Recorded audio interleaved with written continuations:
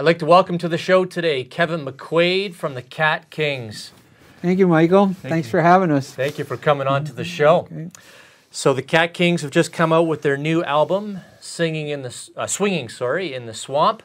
And make sure you run out and get that. And we're going to talk about and hear about this album today. Okay. But I wanted to ask you first, for the audience who have not heard the story, about how you came up with the name of the band, the Cat Kings.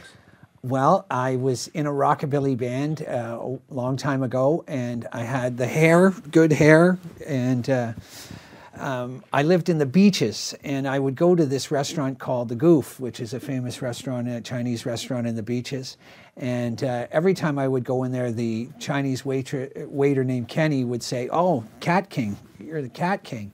And this went on for about a month or so, and I finally asked him, I said, what is that? What are you saying? What is the Cat King? He says, in the Orient, Elvis, they called Elvis the Cat King. And I thought, that is a fantastic, what a great name for a band. And the band I was in was called the Rattlin' Bones. And then as soon as that band disbanded, we had the Cat Kings right after that. And because my name starts with a K, I'm Kevin, I spelled cat with a K, and Cat King, so. Oh, fantastic. Alliteration. I love alliteration. Songwriting, band naming, anything. So, great. So you're a big part of your sound is rockabilly. Yeah. When and how did you decide that rockabilly was going to be a core part of your sound?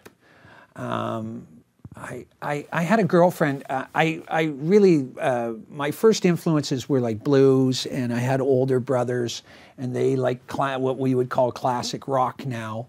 And I had a girlfriend around the same time as, first I had long hair, and then I got this girlfriend and got in a rockabilly band, and started to really love this music. It was just had like tons of energy. It's all about fun.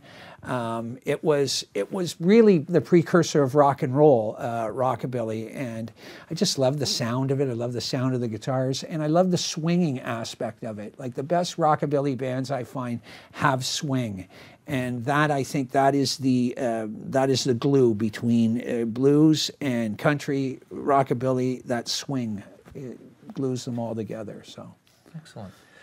Now, you told me once that when you're writing songs, that you kind of write them out, and then these pieces of paper go on your dining room table, and you kind of pick these pieces of paper up and you work on them or whatever. Yeah, the dining room table is a mess, I must say. It's still a mess today.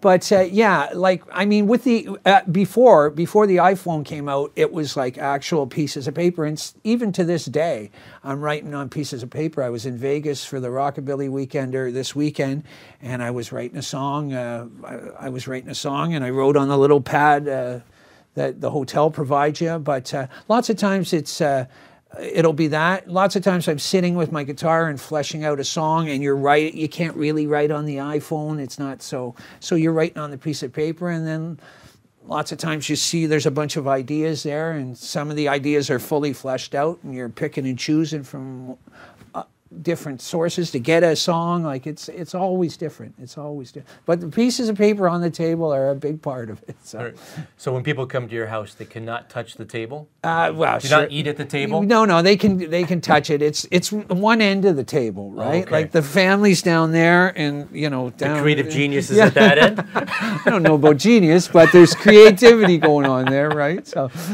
fantastic. So. This particular album took about, what, 3 years to make this album? No, it's actually 5 years in between. 5 years in between albums. I didn't really plan on waiting that long in between albums, and certainly there won't be. Hopefully, there won't be that long of a wait in between the next album. I find as soon as I make the one album, I'm like, it gives me ideas, and I want to make the next one, soon. But when I made this album, when I made the first album, it was called The Winning Hand, and it got I put it out, and it got some really good response. Got responses out, good response out in the West Coast, the East Coast. Got lots of radio play. Got played on the Blues Deluxe channels down in the States, and it was going good. And Gary Kendall is a friend of mine, been a friend of mine for years. He plays in the Downchild Blues Band. And I said to him, I was shocked. I thought, wow, this is doing really well. And he says, well, you got to like capitalize on it, get a tour going, set something up, get your band together, see if you can put it together. And then pretty soon after that, my daughter got in a really bad accident, really catastrophic car accident. And it looked from the outset, it looked like she wasn't going to make it. I knew she was always going to make it. There was just something in me that knew she was going to make it, but it was bad. It was really bad. She was in critical care, intensive care for a number of months and got a really bad traumatic brain injury. And all of a sudden, like going out and, touring an album became like the last thing I ever wanted to do. And I just focused my energies on what I needed to do there. And when I made this album, my daughter's made full recovery, not full recovery, she's got issues as a result of it, mostly headaches that come on. But she's married, she's got a kid now, she's done really great. But when I made this album, I got the family together. I said, okay, when I make this album, nobody promised to crash your cars, okay? No, everybody stay safe. For 6 months, nobody drives. Absolutely, even longer. Stay safe for the rest of your life, okay? Now, you wrote one of the songs you're going to play today. You actually wrote, you said at the bedside of your daughter while she was recovering. Tell me about that. Yeah, she was in Sunnybrook Hospital. They had her in one ward, the first ward, where she was like in really bad condition, and then she got better and they put her in the intensive care. And then the third time they moved her to another ward. And what would happen is during the night, she'd like want to get up out of the bed. So somebody would have to be there. So I spent hours, we would take shifts and spend hours beside her bed. So you can only read so many books. I didn't know the internet came on my phone at that time, but I do now. And I just started writing songs, and I wrote, It Came from the Swamp almost right there. Like in my head, I wrote all the words and sat by the bed, and so it was good. It was special because she was right there, and it was, she was getting what she needed, and I was getting what I needed by writing that song.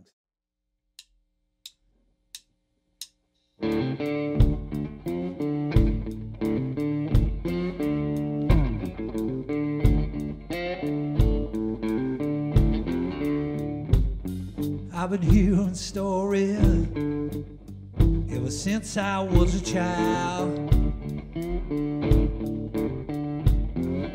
about the evil in the holler, how drives a grown man wild. Well, I hear my daddy whisper, you never crack a smile, you never show the fear, 'cause that never was his style.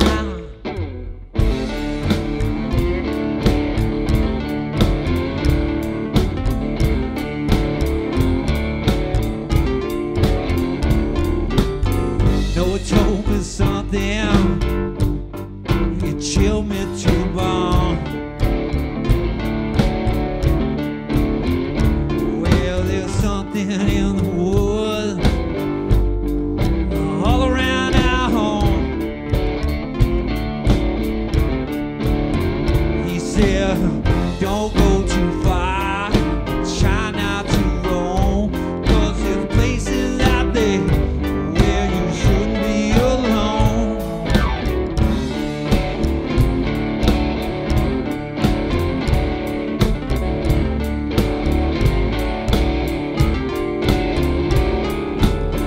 Late at night, I heard those screams. I couldn't tell if it's a real bad dream. You feel that evil when the day is down. My papa told me it came from the swamp.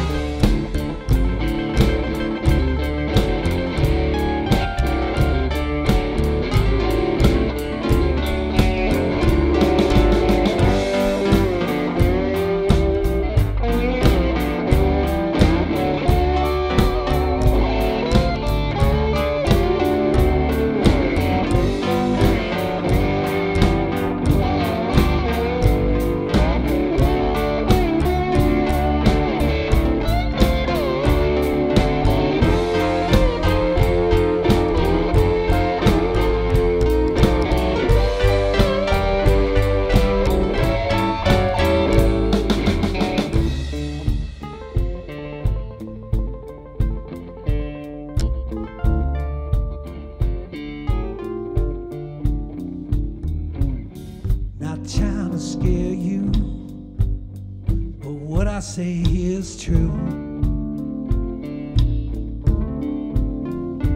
Well, there's something in the woods, it just might come for you. Well, I lost 2 hands and a cousin too. Keep your doors locked tight, 'cause it's coming for you.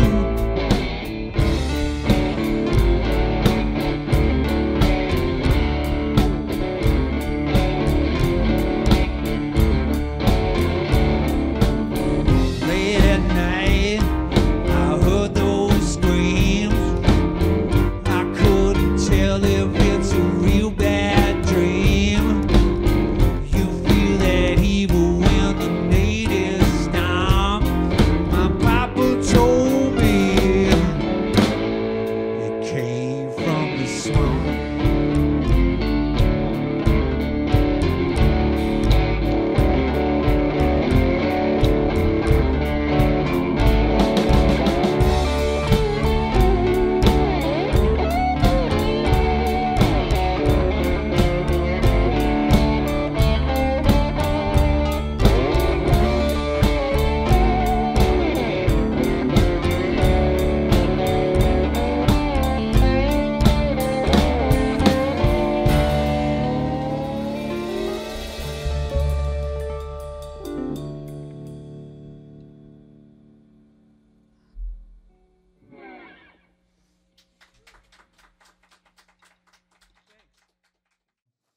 So you make custom guitars. Yes. And you brought 2 of them today, but I why don't you did. grab one of them and Sure.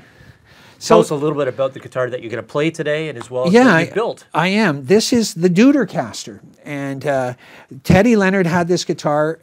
It was a lot cruder looking than this one, and I call his the Crudercaster. But this guitar, he taught me about this pickup. It's a gold foil pickup, and we love Ry Cooder, and Ry Cooder's got a guitar called the Dudercaster. But he's got a lap steel pickup in it, and this is a little different. But it's just basically a cheap Strat body. You know, like I said, Teddy Leonard gave me this. I made the decal myself with Photoshop and put a P90 in the bridge, and it's just like a really great slide guitar. It sounds really good. You know, I had to do made the pick guard, and you know, did a couple of things different than Ry Cooder does, but that was the inspiration for it. So I've made a couple of them. I'm going to start selling them. There's a couple of guys who've, you know, I've posted some videos online of, you know, me playing them, and there's a couple of people who are interested in them in that. So, you know, I don't think you can make any money at them, but it's sure fun to play them, right? It's a nice hobby to have. Yeah, and it's really gratifying to like make something, like have in your mind go, yeah, I think it should be like this, and I think it should sound like this, and then to make it, and it's like, whoa, like there it is, like, you know, like it sounds great. And I made the Telly, I made this Telly too. That's the Hellocaster. It's just like a standard Telly, but you know, it's just got a couple of things in it that are a little different. And see, it says the Duder Hellocaster, right? So, you know, and refinished it and did all that. I should have polished them, really. I mean, I don't really polish them much. And but you're going to be on a show watched by millions of people. Yeah. I'm surprised you didn't polish them up. A lot of my life is like I should have done that in the moment, right? So, question for you. You're all going to be on a deserted island for the rest of your life. What's the one album, if you can only take one album Impossible. with you on that deserted island, what album is that going to be? It's like Sophie's Choice. It's like which child is going to go, right? I would want to take, I would steal the albums of others so I could take more. But I guess probably Sun Sessions, Elvis's first record, and probably if they didn't have that, if somebody took that, I would probably take Nick Curran's first record, Fixing Really? Your Head. Yeah. That's an interesting choice. Yeah, I think myself, I think I could just listen to Nick Curran for the rest of my life and get everything I need, you know. So he plays rockabilly, he plays swing blues, gut bucket blues. Can sound like Johnny Guitar Watson or T-Bone Walker, or, you know, so. That would give you enough diversity. Absolutely. Yeah, great singer, sings like Little Richard, you know. So, yeah, Nick Curran is. And he, sadly, he passed away at a young age from cancer, throat cancer. So, you know, we don't get any new stuff from him anymore, but he was great. He was the greatest. So. Yeah, probably sold far more albums after he passed away. I don't know if you sell a lot. You certainly don't sell in the Bieber and Katy Perry thing, but, you know, if you got to play that music, that's you are selling your soul to the devil for that, right? So, I don't know if you want to do that. So, yeah. So where can people get this album? It'll be on CD Baby. It'll be on my website. I don't think their retail outlets don't really have. You can't get them on the retail outlets. Will it be on iTunes? Yeah, like iTunes, CD Baby, and basically my website at gigs and that. We're selling them at gigs, and they're autographed at gigs, right? So, yeah. Well, if you get them off my website, you can probably get it autographed. They too, go up in value as soon as.